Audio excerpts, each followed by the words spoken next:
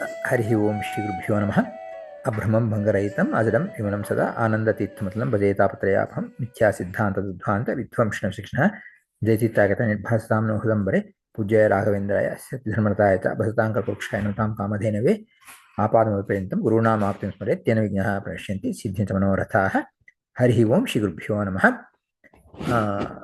we are doing Bhagavad Gita. We are in third adhyaya, third chapter, and there some interesting discussions we started about the karma, jnana, moksha, and all this. And there uh, we saw how for moksha or liberation, the karma is, we talked about jnana marga, karma marga, and all that. But even before that, there is one kind of an argument that can really come for anybody when we talk about the karma and jnana. I'll present a thought process which appears to be right, but it is not right, which is kind of a thing that may seem to be, though why not this is the case. If somebody brings that argument, how we handle that argument, that's very important. For example, a lot of people, they bring this argument, karmana badhyate jantuhu. That means jantu, jantu, bhuta, these shabdas in colloquial language we say jantu means animal, like that bhuta means a devil or ghost or something. But in scriptures, jantu means any living being. Any living being is called jantu. Similarly, any living being is called a bhuta. Bhuta means a prani. Jantu also means a prani. So in shastras, they all are treated like this. So here, karmana badhyate jantu means all the living beings, they have this bondage because of the karma. We do karma, so we get bound by the karmas, which is, Smriti Vakya says, which is correct. Karma bandhana is there. But it's not possible for jiva to give up the karmas. So karmana means by doing the what kind of karmas are bandhakas. So not all karmas are bandhaka. Some are bandhaka and some are not bandhaka. So for bandha and moksha, manas is what is important. This is what we have to remember. Now, there is a shabda that we saw naishkarmya. Naishkarmya means without doing any karma, you obtain moksha. Then it is called naishkarmya. So naishkarmya is absence of karma. So for moksha, what we have to do is naishkarmya. That means karma parityaga. So by giving up the karma, we can go to moksha. This is the argument, right? So which kind of sounds right. So naishkarmya is what is all the people are aiming at. And jnana, knowledge. So varnashrama dharma we have. That means according to our varna, our ashrama dharma have to be done. So for moksha, jnana is needed. And through this jnana, we do this jnana, ashrama, varnashrama dharma. So then the argument comes is, hey, varnashrama dharmas are not needed. Jnana is not needed. Karma tyaga, that means giving up the karma, you can obtain moksha. Because moksha, what is done? Naishkarmya. Moksha, another name for moksha is naishkarmya, means nishkarma. No karma. See, not kama, not nishkama. We're not talking about kama, we're talking about karma. Naishkarmya means absence of karma. That means moksha is absence of karma. This is another moksha. So by not doing the karma, you obtain the moksha. That's why it's called naishkarmya. So for moksha or liberation, giving up, see, very, very difficult concepts. Young people can even easily absorb. But what we are saying here is, giving up the karma is the process that leads to moksha or liberation. So karma tyaga is sadhana for the moksha. That is why moksha is called naishkarmya. Because for samsara, karma is the karana. Karma is the cause for the samsara. By not doing the karma, we can get out of the samsara. So samsara bandhana is given because of the karma. Karma leads to samsara bandhana. If jiva has to become mukta, if any jiva has to get liberated, karma tyaga or giving up the karma is the process. This is all the argument which appears to be right. So that's why carefully listen. Or another way they can say is jnana is moksha sadhana, all right. We said karmana badhyate jantuhu. So bandha is happening because of that. So as you are going to the moksha using the jnana, karma is becoming an obstacle which is preventing you from going to the moksha. So by not doing the karma, which is a obstruction, pratibandhaka, by not doing that karma, you are removing the pratibandhaka. So from jnana, you can go to moksha. So whether you need jnana or you don't need jnana, in every case, the main goal is not doing karma. Through that, go to the moksha. In other words, when someone puts forth an argument that karma tyaga or giving up the karma is the cause for moksha, they are giving two reasons. One is moksha is called naishkarmya, or a state by which can be reached by giving up the karma. That's what the naishkarmya is. So that is why giving up the karma is important. And samsara bandha is happening because of the karma. By not doing the karma, samsara bandha will not be there. So karma parityaga or karma tyaga or giving up the karma, giving up the action is the way to obtain the moksha. This argument appears to be right? I mean, it looks very logical argument. But this is not true. So how do we tackle this argument? Of course, if anybody wants to volunteer, they can share. Otherwise, I myself will proceed. But anybody can see the flaw in this argument? If you want, you can unmute and say. Otherwise, I myself will talk about the flaw. Gurugule, I got confused actually. Yeah. I mean, in one way, we say that there is no way we can escape the karma. We are always doing the karma. Yes. But how come nishkamya karma? That means there is no karma that can be done. Yeah, nishkama karma means doing the karma, but without the kamana. We are not talking about nishkama karma. We are talking about the absence of karma. That means not talking about kama or no kama. We are not talking about any kamana at all. Okay, I'll just sit down. Maybe I'll eat food or whatever food comes to me. But I won't do any yajna, yaga, homa or anything. Maybe if I do, maybe I'll wish for something. It will become bandhaka. So I won't wish for anything. I don't want to wish or I don't want to do anything. If I do, only the wish or not wish comes into it. Kama or nishkama comes.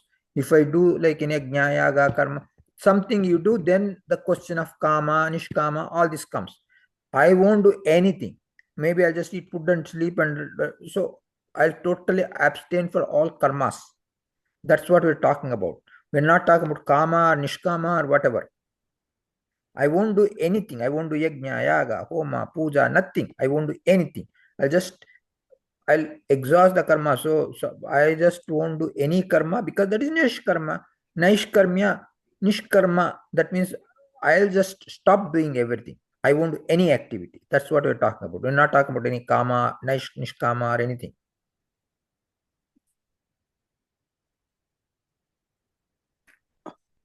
Actually, the way it is started, the defect in this argument is multiple defects. One is,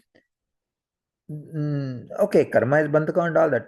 But Naishkarmya is not about absence of karma. Actually, you went a little bit towards the direction.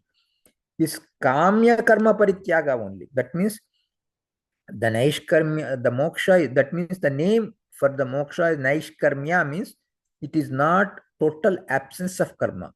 Naishkarmya means absence of Kamya karma. That's why it's Naishkarmya. Karma there in the word Naishkarmya, absence of karma. What it means is it is not really absence of all the karmas, but it is absence of the kamya karmas. Kamya karma parityaga is naishkarmya. Moksha is called naishkarmya because it is kamya karma parityaga. That means giving up the actions with a desire. That is what is naishkarmya. Not because total karma parityaga is not what it is. Two reasons. One is total absence of karma is not possible at all. One reason. The second reason is, okay, you won't do any karma, all right. You are not accumulating any karma, all right. But what about all your past karmas? How will they go away? You have accumulated, say, mountains of past karmas. You won't do any karma this janma. You get next janma. You won't do any karma next janma.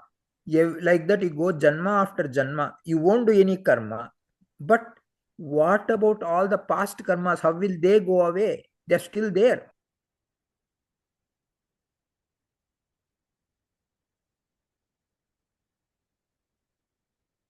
Thank you, Gurugale.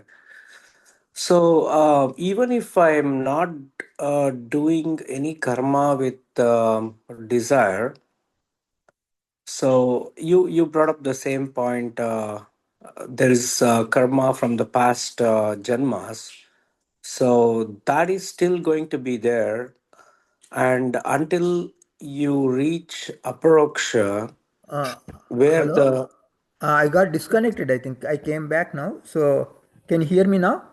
yeah, I can hear you, Gurugale. So, I think I lost connection for a minute, right?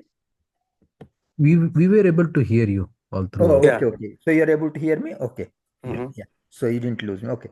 Yeah. So Naishkarmya is not absence of karma, but it absence of Kamya karma. It's not karma parityaga, not total karma parityaga, but Kamya karma parityaga is one thing. And then the accumulated actions have to go away. So if just by not doing action this janma, next janma, or even next all the janmas, will not wipe away the karmas that we already have accumulated. The only way we can get rid of all the karmas is by doing the jnana, paroksha jnana, aparoksha jnana, then burn away all the sanchita and agami. That is the only way we can get rid of the past karmas. So that's why the argument that I brought, like, which seems to be apparently right, is not really right. Because karma moksha pratibandhaka is all right. Karma tyaga is alone will do it is not right. Yes, moksha pratibandha karma. So that what you have to do is you have to do nishkama karma with samarpana buddhi to Paramatma, which will burn away, which will lead to aparoksha jnana, and that will burn away all the accumulated karma. So Bhagavadarpana buddhi is not moksha pratibandhaka, and that is what is the solution to reach the moksha. So karma tyaga is not the tool for moksha. Somebody can argue karma tyaga, that means giving up karma, is the path to moksha. Means no, it is not. Because first of all, it is not possible to be without action. Second thing, even hypothetically, if it is possible, still it will not burn away all the past actions. So that is not the way to go. So this is how we have to answer. Apparently somebody brings the argument, kamya and nishkama, when it comes, is because we have to do nishkama karma, all right, but nishkamatva alone will not solve the problem. Yes, nishkamatva is one important aspect. In addition to that, we have to surrender to Paramatma. Bhagavad Arpana Buddhi is needed, and wishing for Paramatma, wishing for moksha is also considered as nishkama. Why? I am desiring for Paramatma. I am desiring for moksha. So sakama means no, it is considered as nishkama because it is impossible not to desire for Paramatma and everything, and also not to desire for anything else. Nothing is, I won't desire means it's not possible, because everything, some goal has to be there, some purpose has to be there. Paramatma is never a bandhaka because he is the cause for liberation, and reaching Paramatma is the liberation.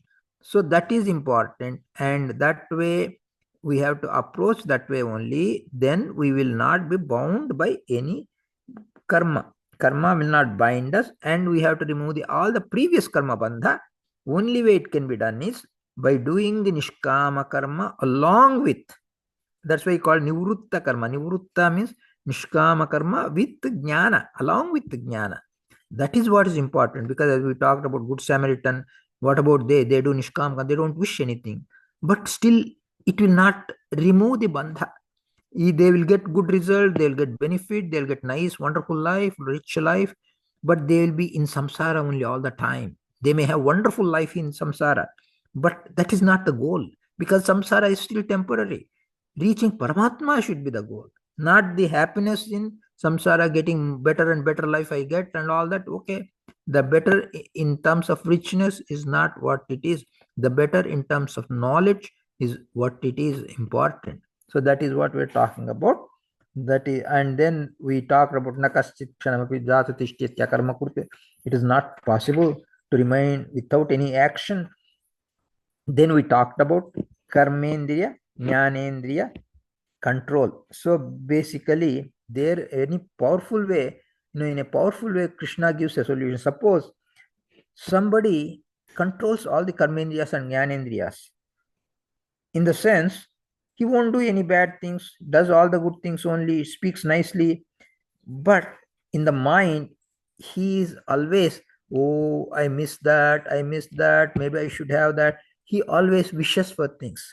That means mind is always drawn towards, he is able to control all five sense organs, all five action organs, jnanendriyas and karmendriyas, input device and output device.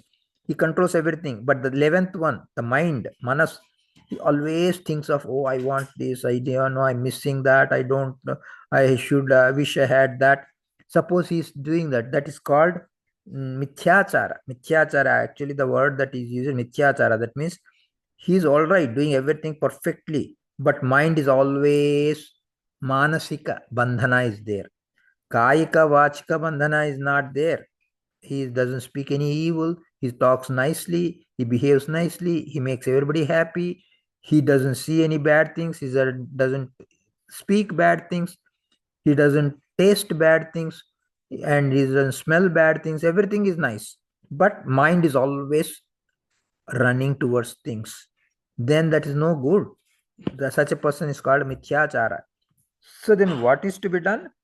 Mind has to be controlled, and through the control of the mind you have to control in the jnanendriya and karmendriya, sense organs and the action organs or motor organs like hands, legs, and reproductive organs, excretory, all this, whatever to the extent. I mean, controlling means maintaining them properly, where putting them on the good use, good side and everything, not bad or not thing. Don't do anything bad, don't walk towards the bad things, like that. And that has to be achieved by controlling the mind. Through the control of the mind they have to be achieved. In that case the mind won't run after them. Otherwise, with you just with the hata, that means with what we call forcibly stop all these things, but the mind is always running, that is called mithyachara, the pretensive behavior. So that's no good. So the importance of manayeva manushyanam karanam bandhamokshayoho, they say that's what it is. So mind is very, very important. Through the control of the mind, we control sense organs and the action organs. That is what is being talked about. I think I'll pause it here so that any questions are there, you can feel free to ask. Hare Srinivasa. Gurugale Namaskara. Yeah. I mean, even before achieving aproksha gnana, Yeah. how can we actually do the nishkama karma? I mean, being in this state, like always we have the karma and we do things based on the karma. Mhm. But in that regard, we also attribute to the God.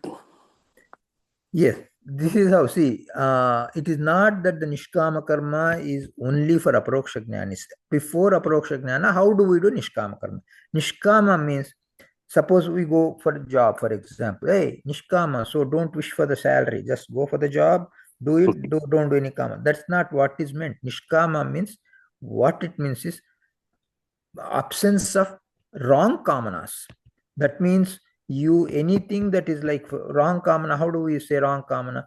Basically, you want to do something and achieve something at any cost. I'll do some bad things also, earn money. That's bad kamana. So any evil kamana there, they're all bad. So the way to do the nishkama karma before aparoksha jnana is we have to first differentiate between what is allowed, what is forbidden. Shastras tell us this is good to do, this is not good to do. So Shastras prescribe, scriptures prescribe us what is proper, what is not proper.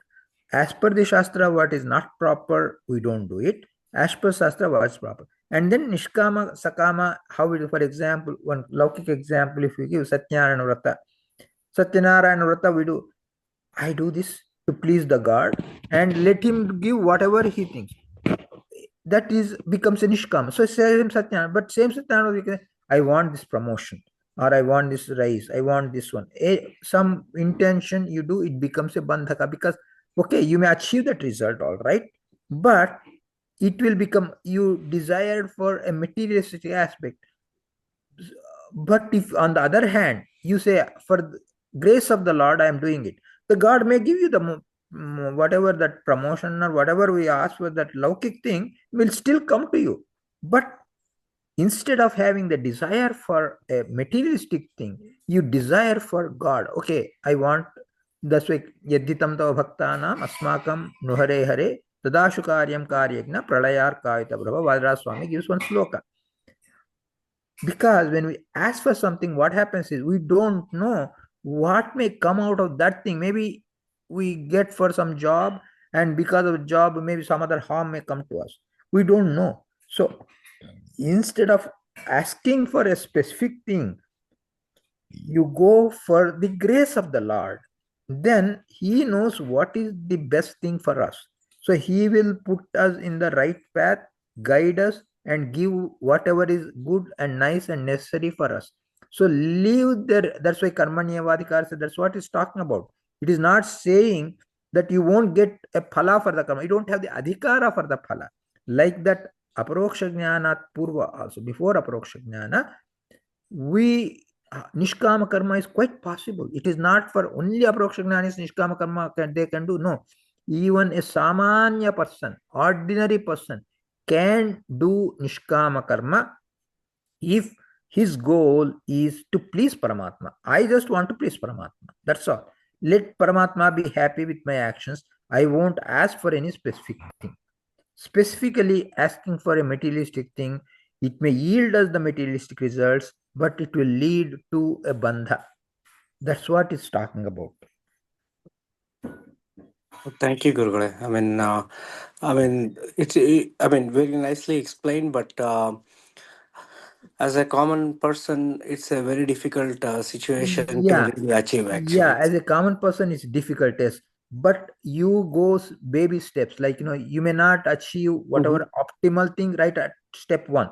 You may go slowly towards it, but it is possible to slowly go towards it. It may not happen overnight. Yes, okay. From tomorrow on, I'll do all nishkama karma.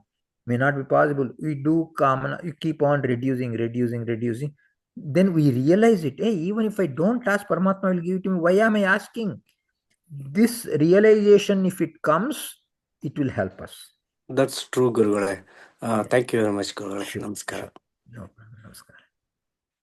Yeah, Uh, I have one question. sure. So, if Paramatma predetermines everything at the start of the universe, Mhm. at the creation of the universe, then how is the uh, basis of karma justified? Because uh, the whole universe will follow whatever the Paramatma says. So, how is karma justified in this? Very simple. Do we know what Paramatma is thinking? We don't know, right? Yeah. No, no. Then that's what justifies. So Yeah. we don't know what Paramatma is thinking or saying. So we do as if we want to this way. So Paramatma will make us do that way. So if we sit down and hey, let me think what Paramatma is thinking, and then like, or I won't do anything. No, that's why in Kartrutva Adhikarana says Kartum, Akartum, Anyatha Kartum. So that means we don't have freedom to act, but we don't have freedom not to act also. Our Swabhava makes us do things like that. Prakriti Jaihi Gunaihi, by the gunas, we will be forced to do actions. So it is everything is predestined means predestined at the same time Paramatma makes us do it also. Nimitta matram bhavasavya, Bhagavad Gita says we are nimitta matras. That doesn't mean we won't do anything. We will do as per our swabhava. Paramatma makes us do it. So predestined means it not that Paramatma makes things everything happen without using us. No, he will use us. Through us he will make. That's why Madi. So I said, not only Paramatma does everything, Paramatma makes us do also. So we do not have control not only in doing, but in not doing also we don't have control. We will be forced to do. So we don't know Paramatma what he's thinking. Predestined, maybe. So what? I don't know what that predestiny is. So I'll just do whatever Paramatma is making me do, I do it. Our realization is only to the extent that when we do you, we realize that Paramatma is making me do this. That realization has to come. That's all. That Paramatma gives, it comes. Okay. Thank you. Sure. Yeah, in other words, Gurugale, uh, that blueprint of whatever that is going to happen is only known to the God, but we Yes. don't know that. Yes. And we will perform, but it will be according to that blueprint. Yes. Yeah. Thank you. Yeah. I have a question. Yeah. Let's ask the question. So this Nashkarmyam, Yeah. you mentioned it is the absence of Kamya karma, Yeah. which is Nashkarmyam. Yeah. What about that giving up the agent of doership in a person? Mhm. That I'm not the doer, but the Lord is making me do things. Yeah. If that kind of anusandhana comes, would that not be Nashkarmyam? Yes, that is what is Rahul said. One who does the Nishkama karma. See, the person who has this awareness, Naham Karta, Harik Karta, or I don't have Swatantra, whoever has the realization, not through lips, but the realization comes, such a person will automatically go for Nishkama karma. So, Nishkama karma becomes easier if we realize that I am not independent, I am not Swatantra. That realization, not lip statement, that realization when it comes, Nishkama karma becomes natural, very naturally, because I am not Swatantra. Why am I even wishing it? Let me not wish for anything. So that Nishkamatva becomes natural for the one who has digested or internalized absence of free will and the total control by Paramatma. If that realization comes, it automatically Nishkama comes, automatically it leads to Naishkarmya. So that Naishkarmya is having both this in row. That means eventually what happens is this realization of lack of swatantra will lead to ability to do nishkama karma, which will lead to absence of karma bandha, which will lead to aproksha jnana, which will lead to total burning of sanchita agami, and which will lead to moksha. So these are what paramparaya, that means like one leading to the other, okay, big series. So yes, that first step is realization that I am not swatantra karta. Though I am the karta, of course I am doing, but I am a dependent karta. Paramatma is making me do it, I am doing it. That realization comes, automatically one goes to nishkama. So it is a one leading to the other, one leading to the other. Slowly we progress. And this happens in one karma, two karmas, three karmas, and all the karmas. That is the flow. Okay, dhanyawad. One more question. Thank you. Yeah. Yeah. Welcome. Yeah. Thank you so much, Guruvale. You Sure. explained it so well, actually, because um, after having done, we may probably say from our lips, Naham Karta Hari Karta, but as long as we don't realize, it is Yes. not really Yes. anything, actually. Yes. Yes. Yeah. Yeah. So I have one more question. Sure. So here this next shloka, nahi kaschit kshanamapi jatu tishtatti karmkrit karite havashah karma Yeah. sarva prakrite jaygune. Yeah. So here Mhm. this one, so prakriti, from the prakriti are is born all of our karma. Basically, the under the influence of the prakriti, Yeah. the jiva is doing the karma. Yeah. So when the jiva becomes free from the influence of the prakriti and is not driven by the prakriti, so I'm assuming that the prakriti is instigating or creating raga dvesha in the jiva, and that is because of that bondage with the sansara, the Yeah. jiva getting instigated to do certain things. This Yeah. is the driven by the triguna, Yeah. jiva is yoked into the action. Yeah. So if the jiva is able to uh, uh, uh, annul the influence of the prakriti Yeah. and does the his vihit karma, is that vihit karma with the knowledge, is that getting freed from the prakriti, is that what would. Yeah, here Prakriti basically is two kinds. One is Hmm. Prakriti is Swabhava is also it's called Prakriti means Swabhava. Hmm. So Prakriti is outside Prakriti is also Prakriti, Swabhava is also a Prakriti, Hmm. and there is Sattva, Rajas, Tamo gunas, three gunas in the outer Prabhava or the external Prakriti, and Sattva, Rajas, Tamo gunas, they are also there in our inherent Prakriti. These Sattva, Rajas, Tamo gunas, they make us karyate. Avashaha. Avashaha means without, we don't have self control, is one thing. Another meaning, is Vishnu. Avashaha. That means we are under the control of Vishnu. We do everything. But this karma, Mhm. because we are always controlled by our own swabhava and also the outer influences, and we are controlled by Paramatma Avashaha, all these are controlling us. We will be driven into action. So we will be doing action. So there is no way you can remain without action. That's what actually the purpose of this. You are driven to action because of three things. One is your own inherent nature, which may be a sattvic soul or rajasic soul or tamasic. We are actually, most of all of us are mixture of souls. Only, like, the greatest beings, like, they are sattva, sattva, sattva, all that categories will come. They are like pure. And tamasic, completely tamasic, like Kalipurusha and all, they have tamo gunas. But we are rajas sattva tamo. We are actually rajasa sattvika jivas. Most of the human beings are all, they belong to rajasa sattvika.